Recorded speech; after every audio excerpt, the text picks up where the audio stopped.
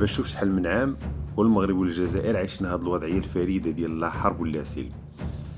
هاد الوضع يقدر يبان لك في الظاهر ديالو على أنه شي حاجة خايبة، إلا أنه كينتج واحد توازن استراتيجي مهم بزاف، واللي كيحافظ على البقاء والاستمرارية ديال الدولة، حيث ما كيخلي حتى شي طرف أنه يدير شي مغامرة متهورة، وكيخلي كل شي عايش الحيطة والحذر، أي شي حاضي من شي.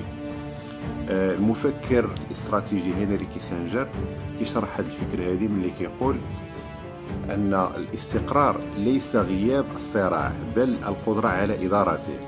وهذا الشيء هذا بالضبط اللي واقع ما بين المغرب وما بين الجزائر. كاين واحد الصراع اللي هو مضبوط لدرجة أنه كيسمح للحكومات باش تتحرك وتبرر النفقات العسكرية ديالها بلا ما يفلت الصراع من يدها ويتحول إلى نار اللي تقدر تحرق المنطقة كاملة. شوف دابا مثلا كون ما كانش هذا الصراع بين المغرب والجزائر، شنو هو المبرر باش انهم يتسلحوا باخر ماكينه في السلاح؟ شكون هو العدو وانت تحت منك دول فقيره عايشه حروب اهليه، وفوق منك اوروبا اللي ما يمكنلكش تاخذها كعدو معلن رغم العداء التاريخي اللي بيناتنا.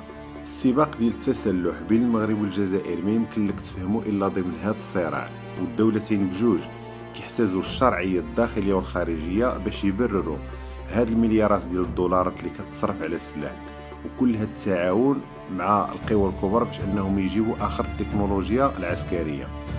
الصراع هو اللي كيعطي معنى لهاد النفقات وكيوضح توجه السياسه الخارجيه ديال الدولتين.